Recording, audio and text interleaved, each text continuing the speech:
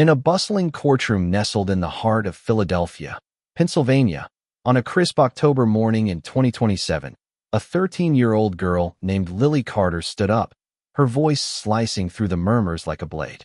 "Your Honor, I object to this entire proceeding. My father is innocent, and I can prove it." The room froze.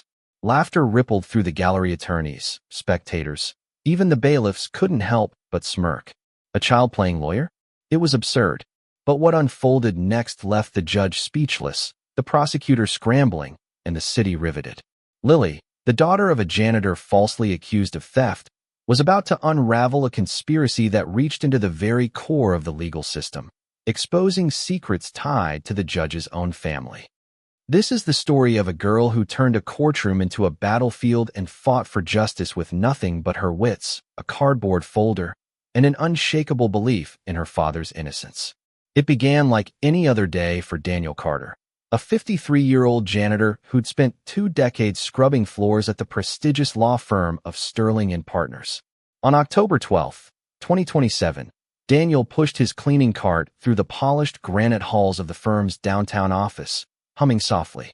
The brass nameplates on the office doors gleamed from his meticulous work the night before, each one bearing the name of a lawyer who rarely acknowledged his existence unless a spill needed mopping. "Morning, Sarah," he called to the receptionist, one of the few who treated him like a human being rather than part of the furniture. "Morning, Daniel," she replied warmly. "How's Emma doing?" Daniel's face lit up at the mention of his daughter. "She's thriving. Just finished her science project, a model of the legal system, no less. Used the firm's law library after hours. Mr. Sterling gave her permission years ago." What Daniel didn't mention was that his 13-year-old daughter, Lily, wasn't just doing homework in that library.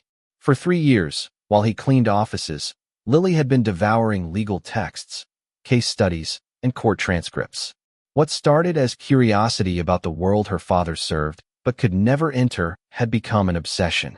By 2027, Lily knew more about law than some first-year law students, her mind a steel trap for legal precedents and procedural nuances.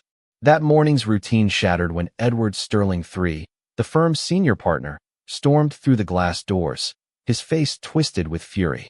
"Where's that janitor? Where's Carter?" he bellowed. Daniel paused, mop in hand, confusion knitting his brow. "Mr. Sterling, what's wrong?" Edward's voice dripped with venom. "The Grayson files are gone, confidential documents worth millions. And your keycard was used to access the secure filing room last night." Daniel's heart sank. "I was cleaning, like always."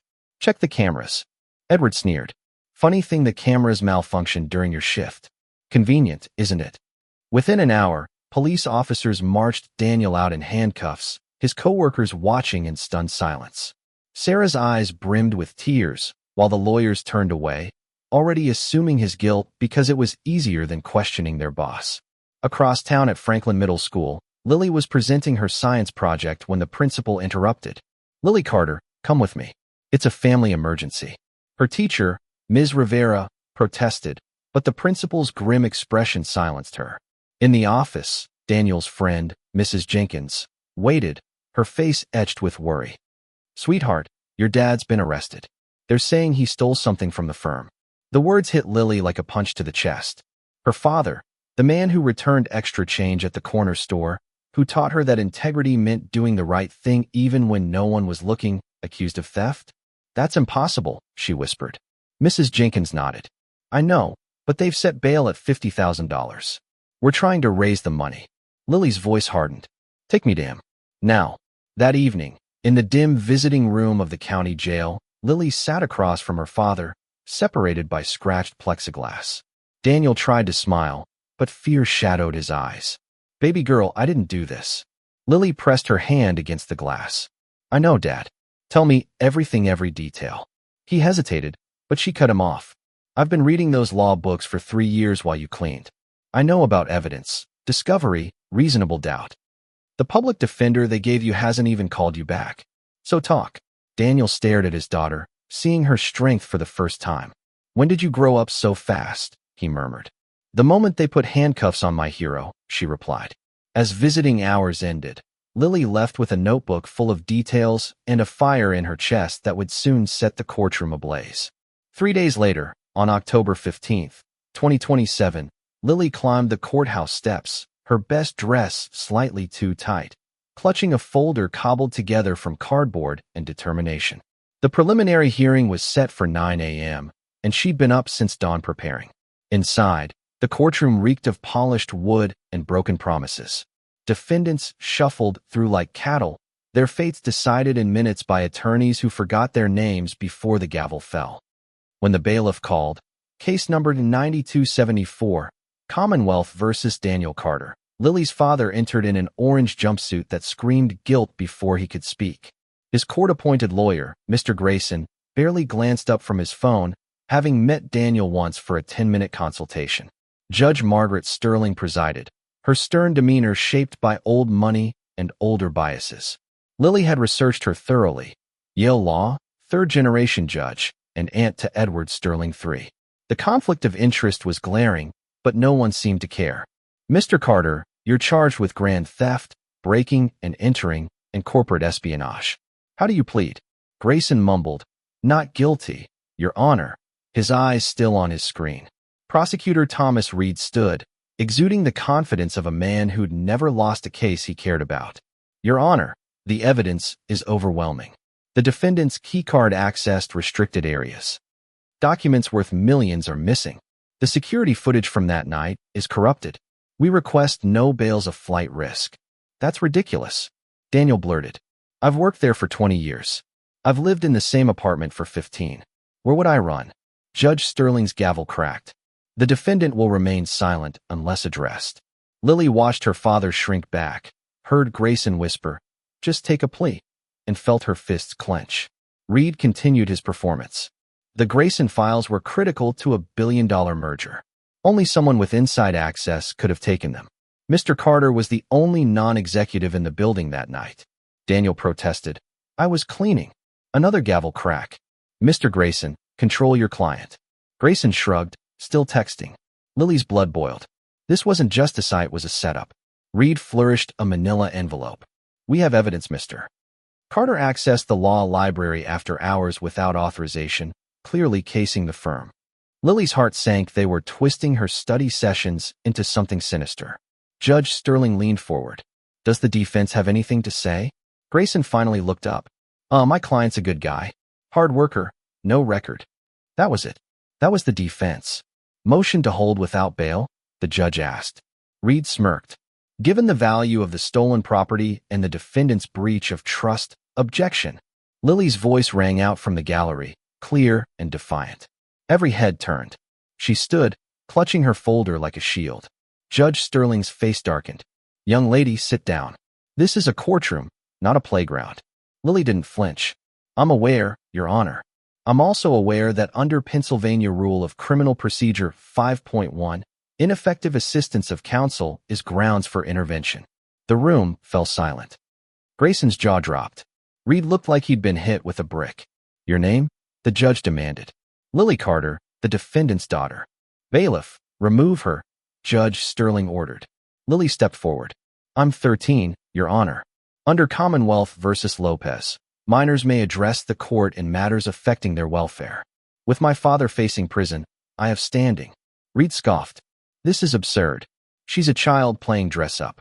Lily's eyes locked on his. This child has noticed multiple procedural violations in the last 10 minutes. Shall I list them, or should we wait for the appellate court? Daniel stared at his daughter, awestruck. Lily, what are you doing? She met his gaze. What you taught me, Dad, standing up for what's right. Judge Sterling's knuckles whitened on her gavel. You're in contempt. Lily didn't waver. Actually, I have evidence, Mr. Grayson hasn't reviewed evidence proving my father's innocence, and suggesting this case is built on lies and conflicts of interest that reach. She paused, staring directly at the judge. That's surprisingly high. The courtroom buzzed. Phones appeared as spectators began recording. This wasn't just a hearing, Anna Maria, it was a reckoning. Your Honor, Lily continued, I'm requesting to serve as co-counsel for my father's defense. Laughter erupted. Reed, Grayson, even the bailiffs chuckled. But Judge Sterling wasn't laughing. Something in Lily's unflinching stance, the way she clutched that battered folder, the legal citations she'd rattled off without notes, sent a chill through her. The laughter died as the judge raised her gavel. Enough. The cracks silenced the room. Miss Carter, this court doesn't entertain children playing lawyer. Bailiff, escort her back to the gallery. Your Honor, Lily's voice cut through again. I'd like to reference Commonwealth versus Ramsey, where the Pennsylvania Supreme Court held that denying a defendant their choice of counsel, regardless of age or certification, violates the Sixth Amendment under special circumstances. Bailiff Carter hesitated, sensing the shift in the room. Reed exploded. This is a circus. I moved for her immediate dismissal. Grayson seconded, embarrassed by being outshone by a teenager. Lily opened her folder. Before you rule, Your Honor, review Thies's signed affidavit from my father appointing me as his legal representative, witnessed, and notarized. He has the right to choose his counsel. Reed shouted. She's 13. Lily's voice was calm, but razor-sharp. Einstein published his theory of relativity at 26. Age doesn't determine capability, Mr. Reed. Or haven't you read Commonwealth v. Peterson? Judge Sterling's clerk scrambled to verify Lily's citations they checked out. Furthermore, Lily stepped forward. This court has a conflict of interest. Your Honor, you share a last name with Edward Sterling III, the complainant. Are you related? The judge's face paled. That's irrelevant. Lily didn't blink. Ethics Rule 2.11 requires recusal when a judge's impartiality might be questioned, including familial ties to a party. My father's freedom is at stake, and I dare to demand justice, not the kind carved on courthouse walls, but the kind that means something. The gallery was mesmerized. Several spectators were live streaming, and the bailiffs didn't know whether to intervene. Daniel watched his daughter, torn between fear and pride. Lily, you don't have to. Yes, I do, Dad, she said, her voice softening for a moment before hardening again. You taught me the law protects everyone equally. Let's test that. Reed tried another tactic. She has no legal training, no bar certification. Lily cut him off. I've studied law for 3 years while my father cleaned your offices, Mr. Reed. I've memorized Pennsylvania's rules of criminal procedure, the federal rules of evidence, and over 300 case precedents. Want a quiz? The gallery chuckled nervously. Reed's reputation for relying on his staff was no secret. As for certification, Lily continued. Abraham Lincoln was self-taught. So was Thurgood Marshall. The bar exam isn't a constitutional requirement. Judge Sterling's voice was tight. This court has standards. Lily's eyes flashed. Double standards? You don't question the credentials of million-dollar firms hired by corporations, but a janitor's daughter defending her innocent father is suddenly a problem. She pulled a document from her folder. This is a motion for immediate disclosure of all evidence against my father, per Brady versus Maryland, including the corrupted footage, keycard logs, and witness statements. Reed sputtered. You can't. I can, Lily shot back, unless you're hiding something. The judge's expression soured. What exculpatory evidence? Reed demanded. Lily smiled faintly. 3 other keycards accessed the same room that night. The corrupted footage affects only certain cameras. My father's keycard was used in 2 places simultaneously, physically impossible unless he's a superhero. The courtroom erupted. Reed shouted objections. Grayson fumbled, and Judge Sterling banged her gavel like she was trying to break it. Order. She turned to Lily. How do you know this? I investigated, Lily said simply. I talked to security guards, cleaning staff, IT. Basic work any competent lawyer would do if they cared. She produced more documents. I have sworn statements from 3 witnesses who saw others in the building that night, time-stamped photos from the parking garage showing unauthorized cars, and evidence someone with admin access tampered with the keycard system to frame my father. Reed muttered, Impossible. Lily's voice was ice. What's impossible is expecting justice in a system where wealth determines worth, where connections trump truth, and where a 13-year-old has to do the job grown men are paid to do. The silence was deafening. Daniel's tears fell freely. The gallery was transfixed. Even the court reporter paused, caught in the drama.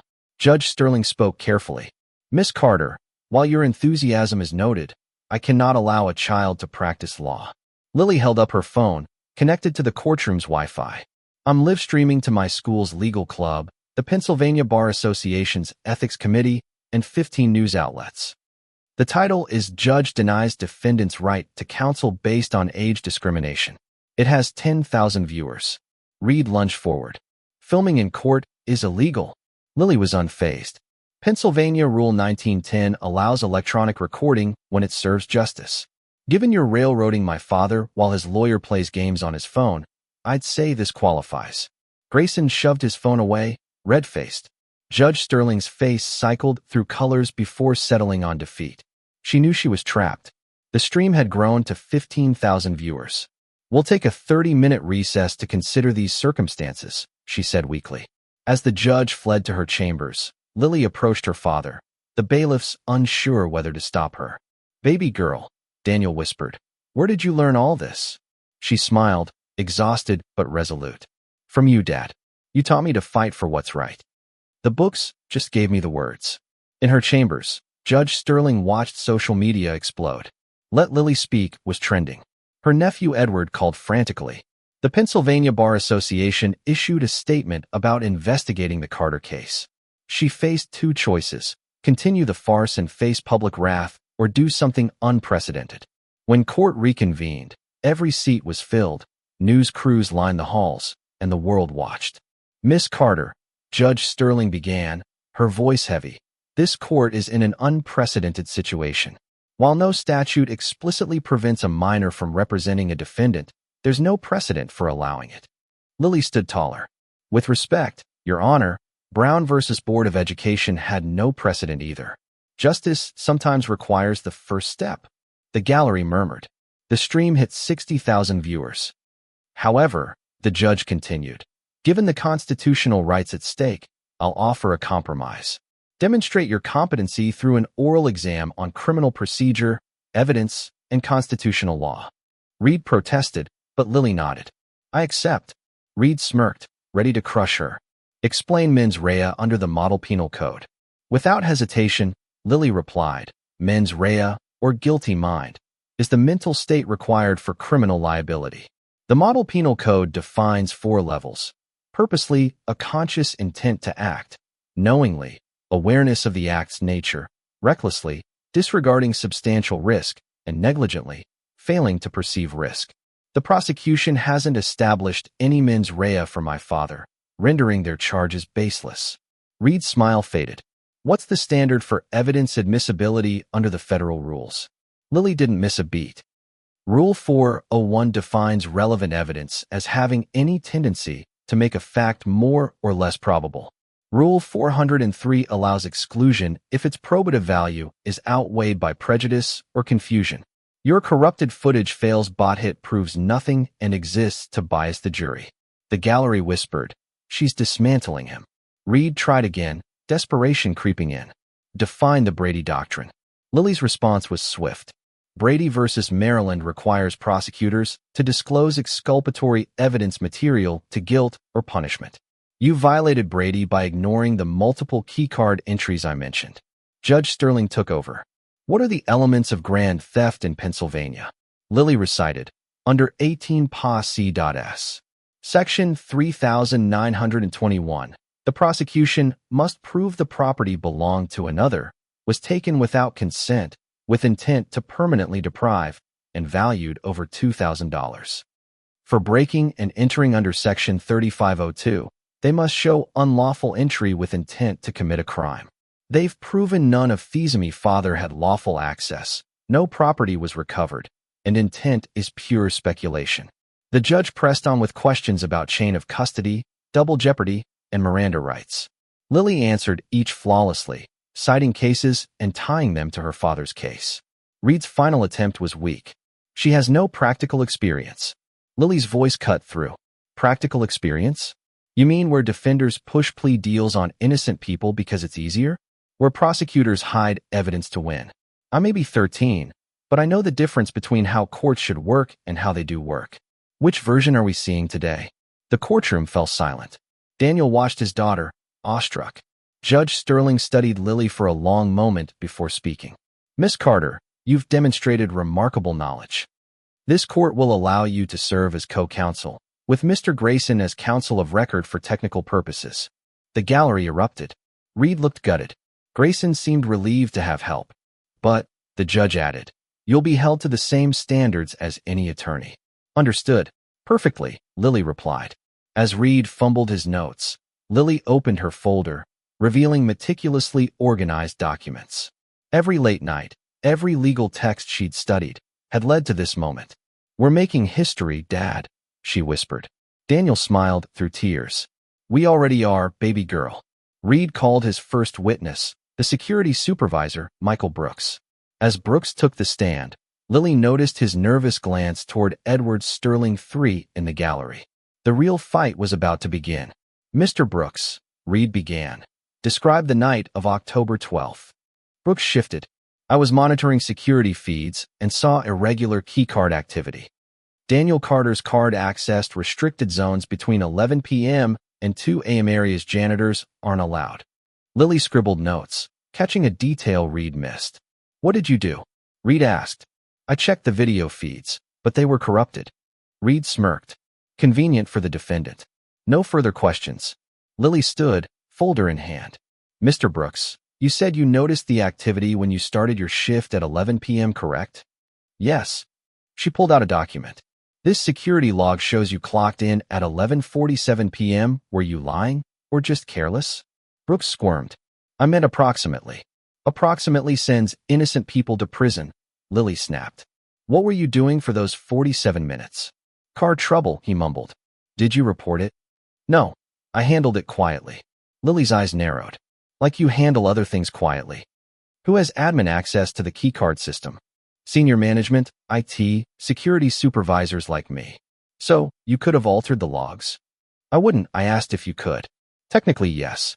Lily produced another paper. "This keycard data shows my father's card used simultaneously on the third floor and in the basement at 11:33 p.m. Explain that." Brooks paled. "System error." "A very selective error," Lily said coldly. "And the video corruption, only the cameras covering the secure area failed, not the lobby or garage. In a building with 50 cameras, only the 5 that could have shown the real culprit malfunctioned."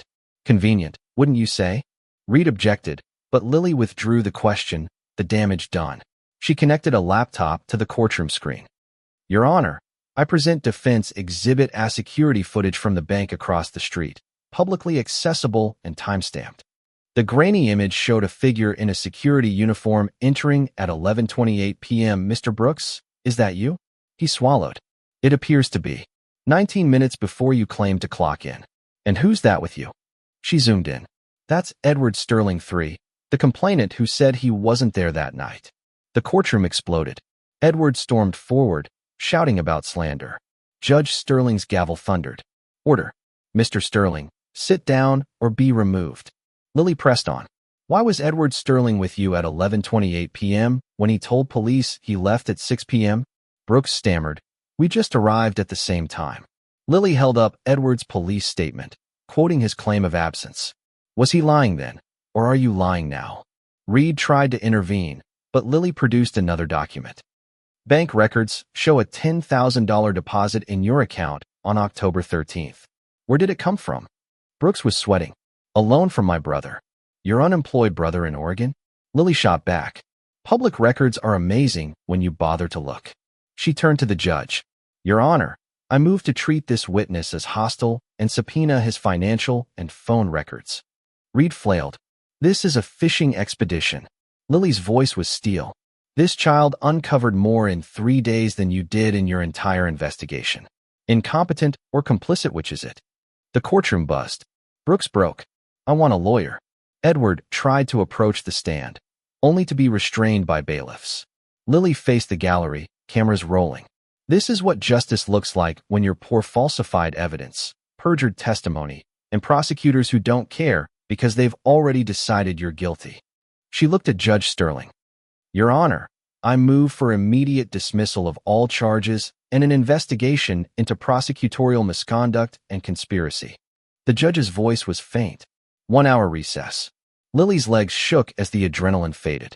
She collapsed into her father's arms, both crying. "How did you know about the shredding?" Daniel whispered. "I didn't," she admitted. "But you taught me to check every detail, even the trash. I figured someone like Edward was hiding something." The media swarmed outside, Lily Carter for Justice, trending worldwide. Legal experts called her performance historic, but Lily wasn't done. During the recess, Reed approached, desperation replacing his arrogance. "Miss Carter, maybe we can deal reduced charges, time served." Lily laughed coldly. "You tried to destroy my father. I'm going to destroy your case." She revealed more evidence. Affidavits from janitors about Edward's pressure to spy on rival firms, emails planning the October operation, and records of 6 similar frame-ups targeting vulnerable employees. Reed's face drained of color. "How did you? While you planned your victory, I sought the truth," Lily said. When court reconvened, Lily called a witness, Elena Martinez, a janitor who'd worked at Sterling and Partners for 15 years. Nervous but resolute, Elena testified that Edward had told her to call in sick on October 12th, claiming special cleaning required only certain staff. "Why keep my father but send you home?" Lily asked. Elena glanced at Edward. "I tried to warn Daniel, but Edward threatened to fire me and deport my family." She produced an envelope with $5,000 cash-up bonus for silence. Lily spread documents on the defense table, revealing 7 other framed employees, financial records, and an email from Edward to Brooks. "Make sure Carter's card shows maximum access. We need this to stick." Edward lunged from his seat, claiming attorney-client privilege. Lily countered, "You're not an attorney, Mr. Sterling. This is criminal conspiracy." She called Edward to the stand. He refused, calling it a kangaroo court. Judge Sterling ordered him to testify or face contempt. Under oath, Edward unraveled. He saw something. He whispered, admitting Daniel had witnessed him shredding documents tied to embezzlement. "So you framed him to destroy his credibility," Lily pressed. Edward invoked his rights, but the damage was done. Judge Sterling turned to Reed. "Does the prosecution wish to continue?" Reed, staring at his shattered case, muttered, "The Commonwealth moves to dismiss all charges." The gavel fell. "Mr. Carter, you're free to go. Officers, take Mr. Sterling and Mr. Brooks into custody."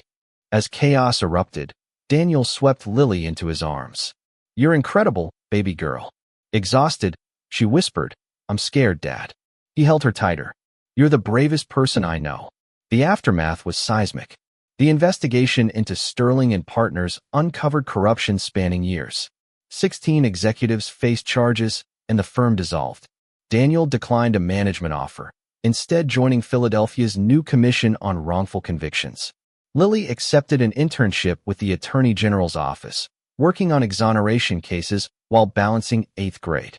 Their story went viral, inspiring a movement. Justice for All Means all trended as law schools redesigned curricula around Lily's approach. 6 months later, on April 15, 2028, Lily stood before a packed auditorium at Penn Law School, the youngest keynote speaker at their justice conference. "6 months ago, I was a kid studying in a law library while my dad mopped floors. Today, I'm here because the system failed, and I refuse to accept that failure." She shared stories of exonerees Maria Alvarez, reunited with her kids, James Wilson, freed after 23 years, Aisha Thompson, whose son's case Lily was now fighting.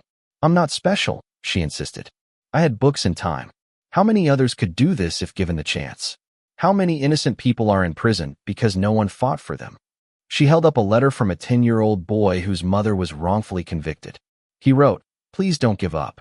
I promised I never will. But my promise means nothing without systemic change." She outlined her youth justice program, training kids in underserved communities to advocate for their families. Last month, a 16-year-old in our program freed her uncle. A 15-year-old exposed prosecutorial misconduct. When we empower the powerless, justice follows. The standing ovation lasted 10 minutes. Judge Sterling, now an ally, had testified against her nephew, sacrificing family for integrity. As Lily left the stage, she noticed her father talking to a janitor whose son faced false charges. "Tell me everything," Lily said, sitting on the floor to listen. A photo of the moment went viral, cementing her as a bridge between worlds.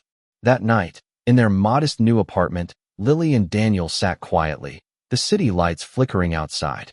"We're changing things, Dad," she said. "Present tense," he corrected. "The work's never done." She nodded, scrolling through new case requests. Somewhere, a child was crying for their parent. Somewhere, injustice was winning because no one fought back. Not on Lily Carter's watch. As they faced another day of fighting for justice, one question lingered. How many more Lilies are out there, ready to challenge a broken system if given the chance? What will it take for justice to truly mean for all? Should a 13-year-old have to fight this hard to save her father? Or does the system itself need to change? Share your thoughts, like this story, and subscribe for more tales of courage and justice. What would you do if you were in Lily's shoes?